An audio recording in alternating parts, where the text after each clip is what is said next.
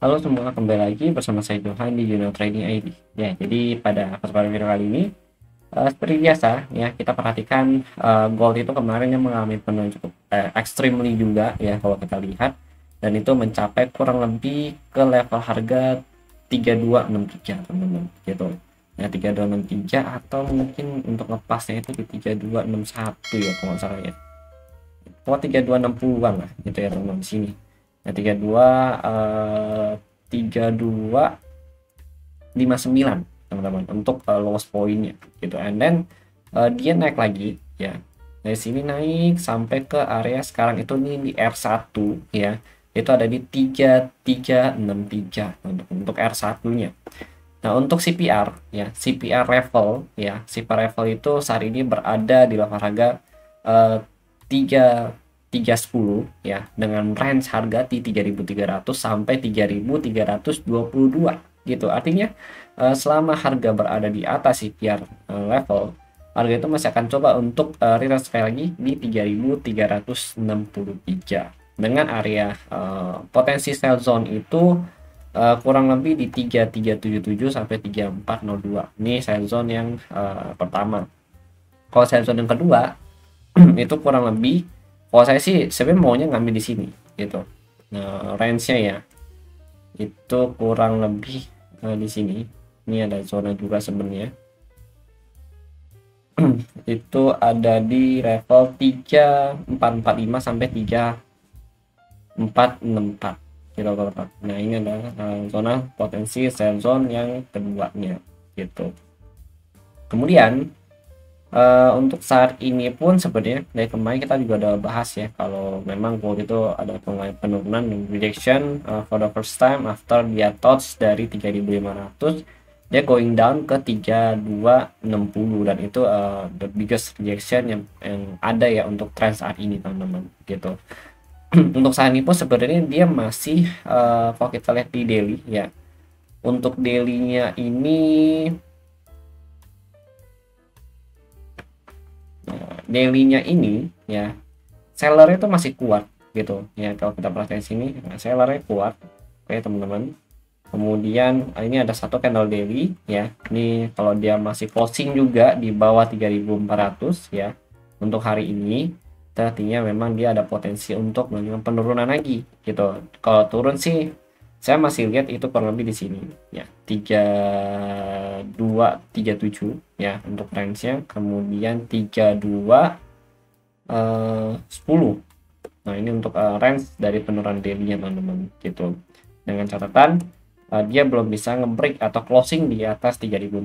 Tapi kalau dia closing lagi di atas 3.400 atau mentok-mentoknya itu adalah di 3425 ya. Ini kita ambil lah sini 34.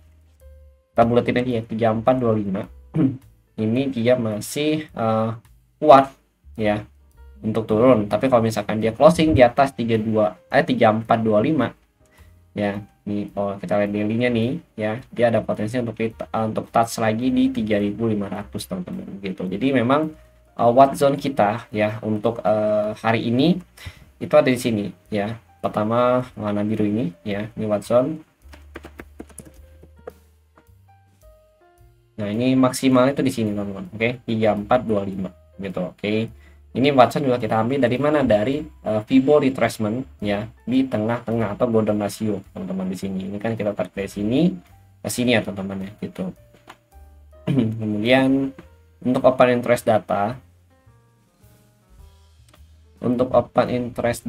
itu untuk hari ini itu di bawahnya ada 3275 ya, kemudian 3250, sama terendah itu di 3225 3220 gitu.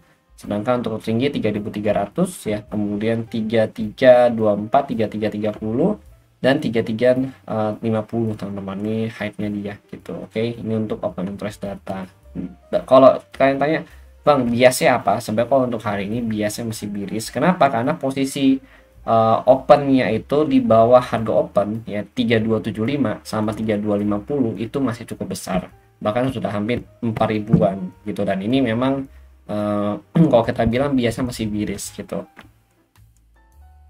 Untuk news malam ini ya, itu ada di 1930 sama 21 ya. Kemudian sebenarnya sih kalau kita perhatikan lagi ya, untuk si gold ini ya, ini dia memang lagi akumulasi teman-teman ya, dia akumulasi. Dan kalau kita mau approve ya untuk intraday dia turun ya, dia harus bisa break dari area CPR ke bawah, CPR 3300 ke bawah gitu. Jadi kalau kalian mau sell, amannya itu di bawah CPR level gitu, di bawah 3300. Tapi kalau misalnya kalian mau agak yang menantang gitu ya, dia mungkin bisa ngambil di pivot 1 ya, di R1 sama di potensi sensornya sudah kita mainin ini teman-teman, 1 ini 2 gitu. Oke. Nah, cuma kalau ini ya, ini perlu perlu saya ingatkan lagi, ini cuma bisa scalping kalau untuk yang 4564 gitu. Oke. Kenapa? Karena ini udah di atas 3425 gitu ya. 3425 udah di atas 3425. Jadi harus agak hati-hati. Cuma kenapa sih ini saya jadikan sensor? Karena ini terbentuk area atau zonasi ya. Sini ada zona fresh zone ya. Jadi in case dia masih bisa spike ke atas and then dia turun lagi gitu. Makanya sini ini adalah masih ada backup plan untuk nge-sell di sini teman-teman gitu. Kalau ngebuy untuk saat ini saya belum ada melihat yang ngebuy ya dekat-dekat di range harga saat ini. Paling tadi yang seperti saya bilang, kalau kalian mau ngebuy itu kurang lebih ya itu di sini teman-teman. Nah, di sekitaran sini ini kan ada base ya. Nah, ini. Nah, di sekitaran sini kalau mau ngebuy lagi gitu. Itu mungkin kalau kita mau ngambil range itu 3245 lah, 3245, kemudian 225, and then ini 3 berapa ya, 3206 sama 32186 gitu. Jadi kalau kalian mau ngebuy kurang lebih di sini teman-teman. Ini area support yang memang cukup kuat lah gitu ya, gitu di sini. Dua area ini pasti area CPR S1 sama S2 sama S3 gitu. Ini kan S1, ini kan S2. Nah, ini S3, ini S1 di sini. Nah, ini pivot ya. Oh, ini pivot gitu. Oke, jadi mungkin itu sih yang ingin saya sampaikan. Oh, bentar, sorry, saya mau make sure dulu. Ini CPR. Oh, iya ya. Ini S1, ini S2, S3-nya itu di sini. Pas banget di area apa nih? Support ya, order block. Ya di sini ada base ya, masih fresh base-nya. Nah, ini S2, S3-nya dia gitu.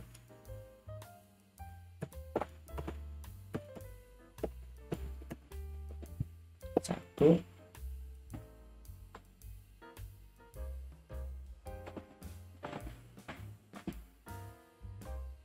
S2, S3. Nah, gitu teman-teman. Oke. Jadi selama dia masih di area saat ini, harga saat ini yang lagi running ya, kalian jangan take action dulu gitu, karena ini agak rancu gitu teman-teman. Oke, ini agak rancu. Walaupun memang kalau kita lihat secara indikator yang di sini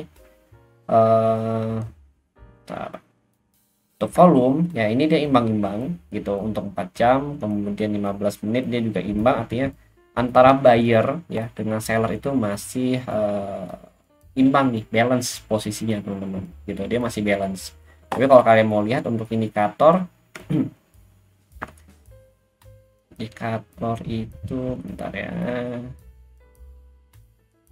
Oke, indikator kalau RSI ya untuk sorry, ini Nasdaq.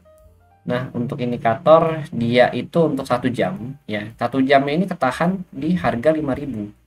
Di EMA 50.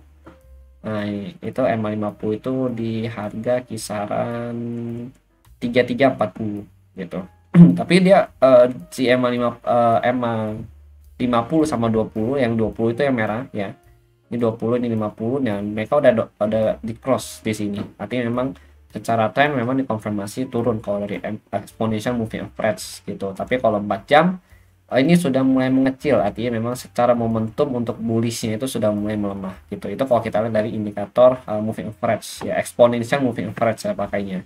Sedangkan untuk RSI untuk 4 hours ya atau 4 jam ini dia berada di bawah 50 yang menandakan kategori tren bearish sudah mau dimulai gitu teman-teman, karena dia bertahan pada saat dia pullback begini. Nah indikatornya itu si RSI itu nggak lebih dari 50. Nah ini makanya terjadilah momentum yang bisa dikatakan sudah mulai mengarah ke bearish movement untuk si XAU USD nya gitu teman-teman. 1 jam pun kalau kita lihat juga pada saat harga koreksi naik, nah indikatornya juga sekarang di tengah-tengah gitu ya, indikator di tengah-tengah, artinya memang market ini sebenarnya udah nggak punya momentum kuat lagi untuk naik, kecuali in case mungkin kalau misalkan Kakung Trump bilang Amerika gini gini gini, nah itu mungkin bisa naik lagi, atau tarif warnya dinaikin lagi, nah itu mungkin bisa naik lagi gold karena kan sentimen gitu. Tapi kalau in case tidak ada sentimen ya, kalau kita lihat secara teknikal pun untuk daily udah cukup bagus untuk turun, weekly juga udah cukup bagus untuk turun, dan mungkin dia akan membentuk wave selanjutnya lagi secara teori Elliott wave mungkin nantinya teman-teman. Makanya untuk saat ini memang ya sebenarnya kita lihat memang trennya itu lebih ke bearish movement atau mulai pergantian ya dari bullish ke bearish gitu teman-teman. Oke, itu kalau dari saya ya. Jadi kalian boleh sesuaikan lagi dengan pandangan kalian ya. Jadikan video ini sebagai insight aja untuk kalian, dan semoga apa yang saya katakan di sini, apa yang saya share untuk kalian bisa bermanfaat untuk kalian semua. Oke, terima kasih dan see you on the next video update.